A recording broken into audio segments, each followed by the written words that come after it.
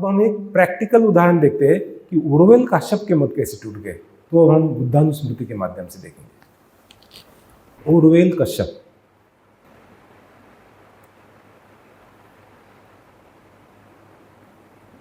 सारनाथ के मृगदाय वन में वप्प, कौंडिन्य, अश्वजित, महानाम तथा भद्दीय इनको प्रवज्जित करने के उपरांत शास्ता के मन में विचार उठा,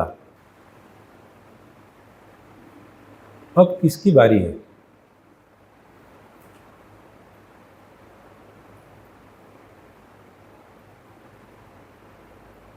भगवान के दृष्टिक्षेप में 120 वर्षीय उर्वेल कश्यप दिखाई पड़े।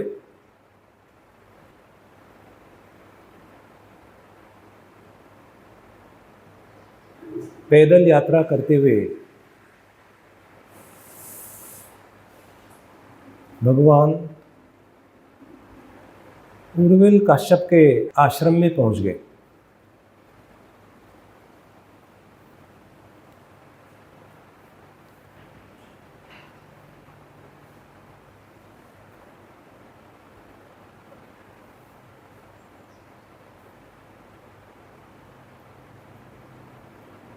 उन्होंने उर्वेल काश्यप से विनती की, काश्यप जी, क्या मैं आज की रात आपके आश्रम में ठहर सकता हूं?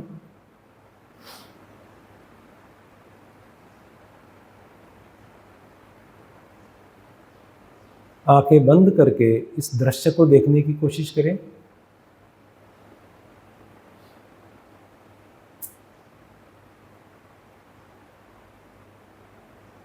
काश्यप ने सहमति दर्शाई, लेकिन उन्होंने कहा, अभी कोई कमरा खाली नहीं है, केवल अग्निशाला खाली है।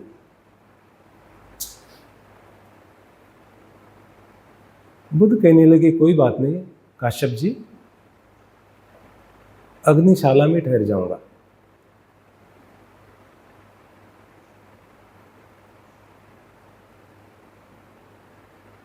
उन्होंने हिदायत देते हुए कहा, लेकिन ध्यान रखें, वहां पर एक उपद्रवी नागराजा आता है, आपको नुकसान पहुंचा सकता है।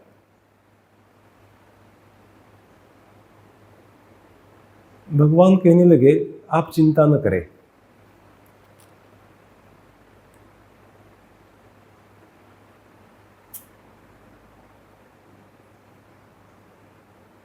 रात के समय भगवान अग्निशाला में ध्यान लगाए बैठे।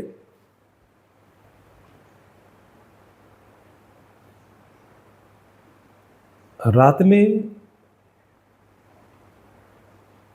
12 बजे के बाद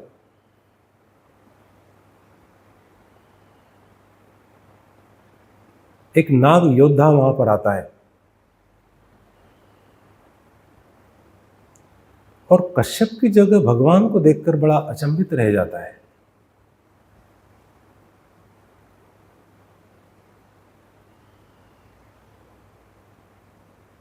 भगवान के चेहरे की वो महान शांति,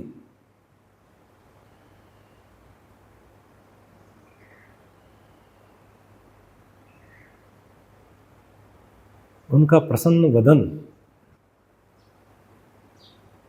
चेहरे पे खिली हुई करुणा और उनका महान आभावलय देख करके वो भी ध्यान में बैठ जाता है।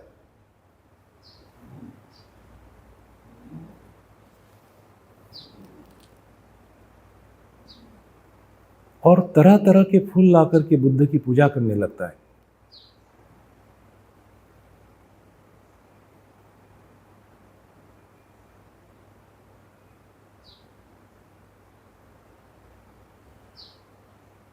और मध्य रात्रि के उपरांत वहां से निकल जाता है।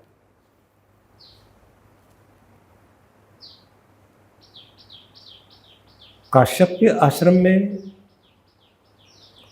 500 लोग रहते थे। सबके मन में बड़ा कौतूहल था कि श्रमण गौतम को नाग योद्धा ने खत्म किया होगा। सारे के सारे सुबह 6 बजे वहां पर दाखिल हुए और देखते कि अग्निशाला में तरह तरह के फूल पड़े हैं। कोई बुद्ध की पूजा करके गया है।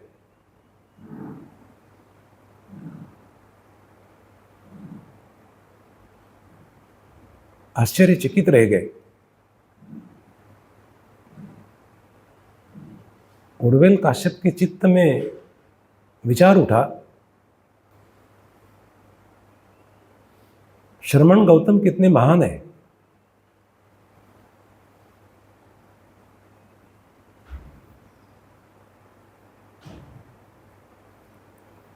कितनी विद्या भरी पड़ी है इनके अंदर। बड़े चमत्कारिक पुरुष है। लेकिन ये चाहे जितने चमत्कारिक क्यों न हो, ये श्रमण अभी मेरे जैसे अरंत नहीं।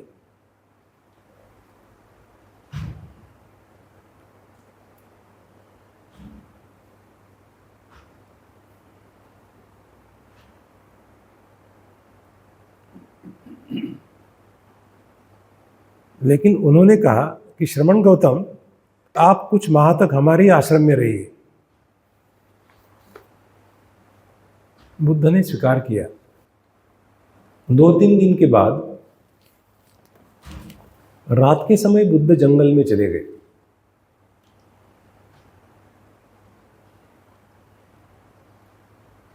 तब उर्वेल कश्यप तथा उनके शिष्यों ने देखा कि सारा जंगल जगमगा उठा है।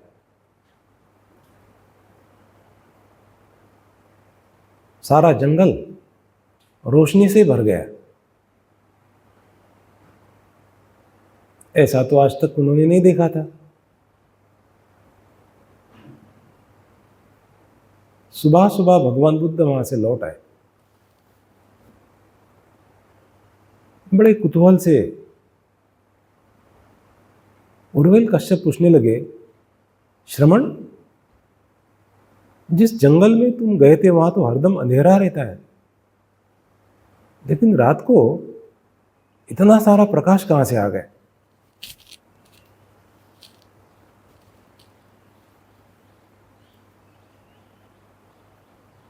बड़ी शांति से संयमित तरीके से भगवान ने जवाब दिया, काश्यप जी,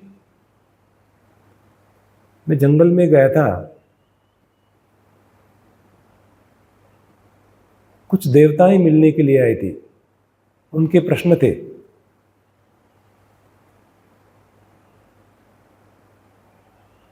वो देवताएं अपने आप में प्रकाशमान थी, इसलिए सारा जंगल प्रकाशित हो गया था।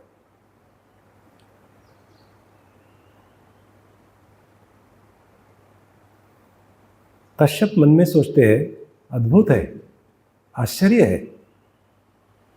श्रमण गौतम के जैसा इंसान आज तक मैंने कभी नहीं देखा। ये बड़े ही चमत्कारिक पुरुष है। हाँ, चमत्कारिक तो है, लेकिन एक बात है, ये अब तक मेरे जैसे अरंत नहीं।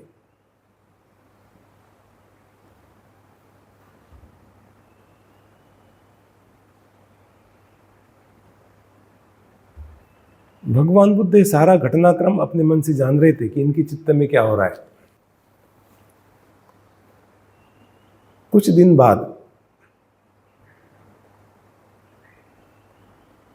बिंबिसार राजा के 15-20 मंत्री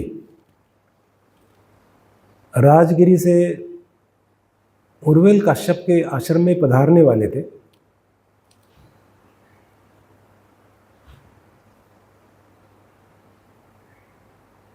तारीख निश्चित हो गई।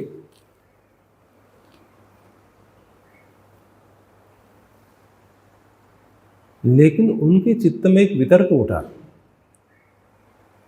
मंत्रियों के आगमन के बाद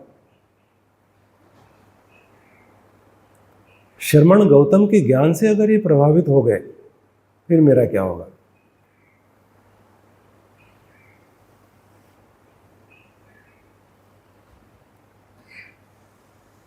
उर्विल काश्यप के मन का भय अपनी प्रज्ञा से जान करके उस दिन और रात को भगवान बुद्ध दोबारा जंगल चले गए और दूसरे दिन लौट आए। मंत्रियों का कार्यक्रम समाप्त हुआ और वो भी राजगिरी चले गए।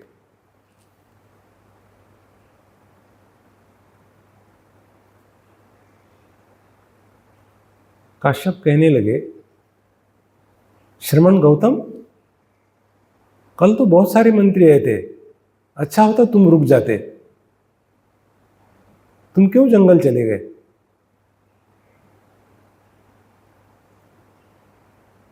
बुद्ध को लगा कि इनको अभी थोड़ा बताना ही चाहिए। बुद्ध कहने लगे, कश्यप जी, क्या आपके मन में ऐसा विचार नहीं उठा था कि अगर मंत्रीगण श्रमण गौतम के ज्ञान से प्रभावित होते तो फिर मेरा क्या होगा?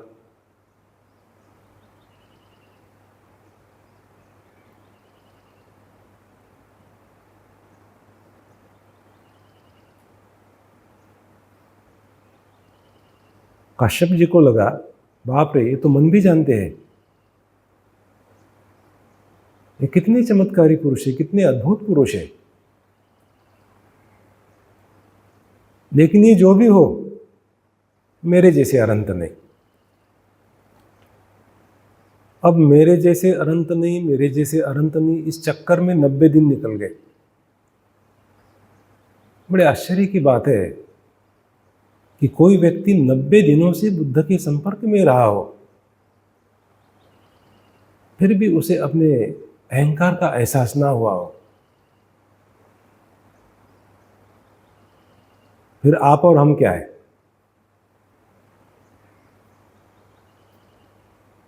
बुद्ध को लगा, नहीं, अब कश्यप को सीधे सीधे बताना ही होगा।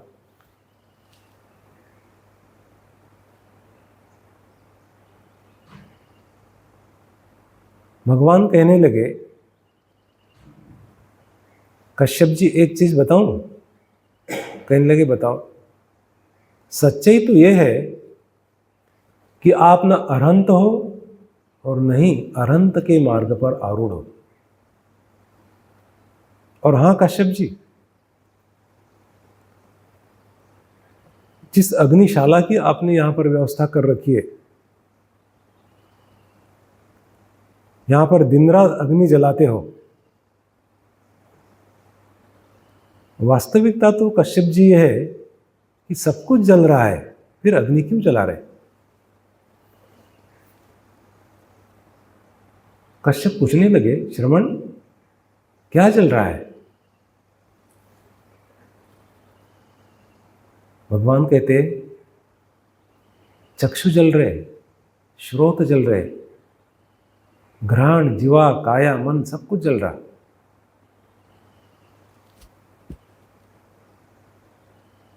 श्रमण, ये कौन सी अग्नि से जल रहा? भगवान कहते हैं, अविद्या की अग्नि से जल रहा, तृष्णा की अग्नि से जल रहा, द्वेष की अग्नि से जल रहा। जैसे जैसे बुद्ध बताते रहे, वैसे वैसे कश्यप ग्रहणशील बनते गए। अगला सवाल पूछते हैं, श्रमण, इस अग्नि को बुझाने की व्यवस्था क्या है?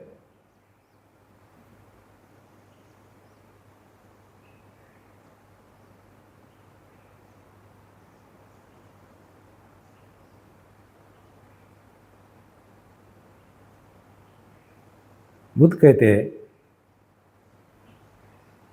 कश्यप, जब कोई तेल का दिया जलता रहता है, उसकी बाती जलती रहती है, उसमें हम जैसा जैसा तेल डालते हैं वैसी वैसी बाती जलती है। यदि हमने उसमें तेल डालना बंद कर दिया, धीरे धीरे धीरे धीरे एक दिन सारा तेल खत्म हो जाएगा और बाती का जलना बंद हो जाएगा। कहने का तात्पर्य है कश्यप, वेदना प्रतित्य समुत्पन्न होती है, अनित्य होती है, स्पर्श से उत्पन्न होने वाली होती है। वेदना को ज्यों का त्यों देखा जाए, वेदना उत्पन्न होते ही स्मृतिमान रहा जाए, ताकि वेदना प्रतिक्रिया में तब्दील ना हो, द्वेष या तृष्णा में तब्दील ना हो। जब कश्यप वेदना को देखोगे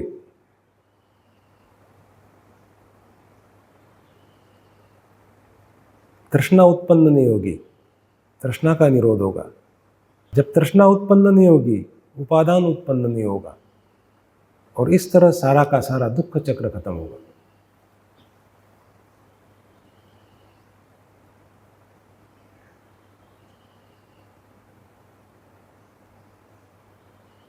भगवान की वाणी सुनकर के कश्यप जी की आंखें खुल गई, विमल धर्म चक्षु प्राप्त हो गए।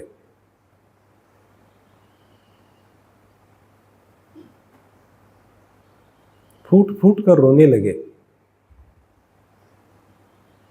कि काश मुझे भगवान पहले ही मिल जाते।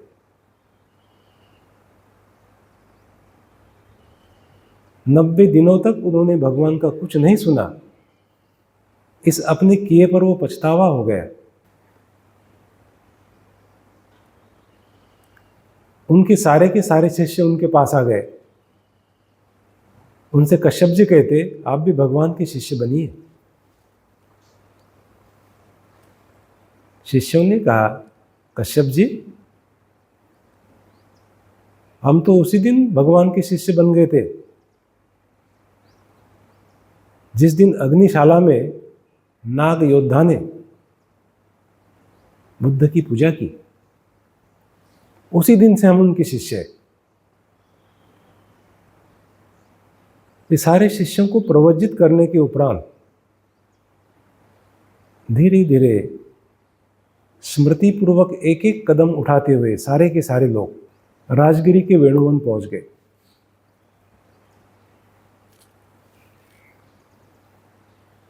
पांच 500 भिक्षु और सामने बैठे भगवान बुद्ध तथा प्रवज्जित कश्यप, भारी संख्या में राजगिरी के लोग सुनने के लिए आए हुए थे। लोगों के चित्त में एक शंका पैदा हुई। 36 वर्षीय बुद्ध वहां बैठे हैं और उनकी बगल में 120 वर्षीय उर्वेल काश्यप। गुरु कौन और चेला कौन, ऐसी शंका।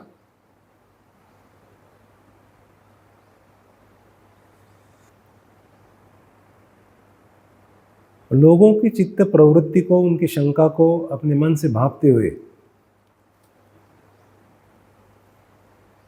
बुद्ध ने उर्वेल काश्यप से प्रश्न किया,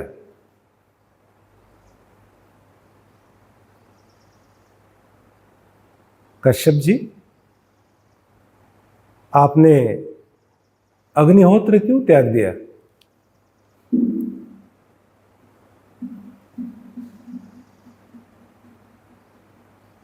भगवान के द्वारा सवाल पूछा जाने पर बड़ी नम्रता के साथ, बड़ी अदब के साथ, अत्यंत कृतज्ञता के साथ 120 वर्षीय उर्वेल काश्यप उठकर के खड़े हो गए।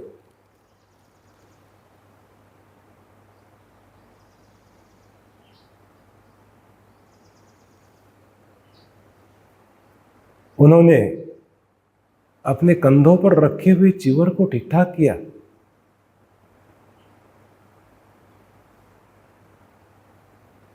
और भगवान के चरणों पर माथा रख करके 3 बार प्रणाम किया। पब्लिक को विश्वास नहीं हो रहा था हो क्या रहा है।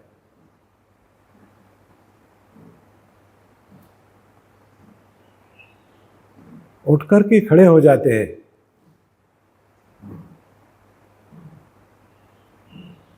गंभीर मुद्रा, और कहते हैं, भाइयों और बहनों, बड़ा सौभाग्यशाली हूं मैं। मेरे सौभाग्य का कोई अंदाजा है नहीं।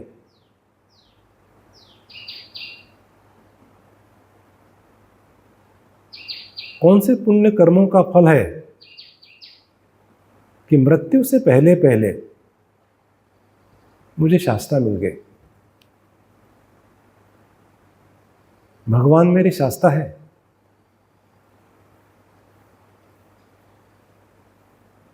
भगवान मेरे अमृत दाता है।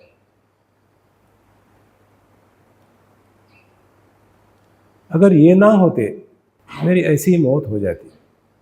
लेकिन शास्ता मिलने के कारण मुझे धर्मचक्षु प्राप्त हो गए।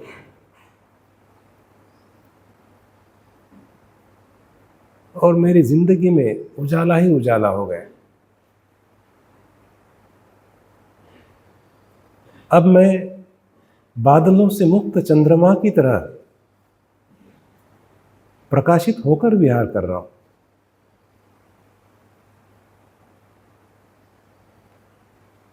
ऐसे महान शास्ता को मैं प्रणाम करता हूं।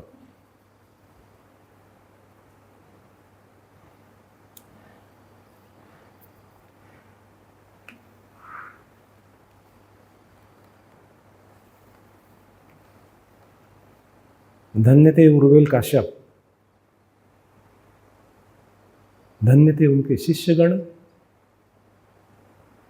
और धन्य थे भगवान बुद्ध। नमो बुद्धाय, नमो धम्माय, नमो संघाय।